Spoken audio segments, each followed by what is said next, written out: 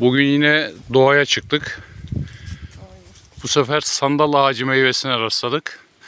Bu da dağ çileğine benzeyen çok güzel bir meyve.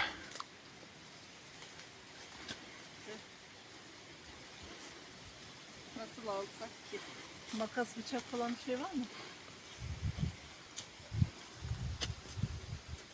Bu eğilmez daha. Dökülüyor, düşüyor yere Egemen.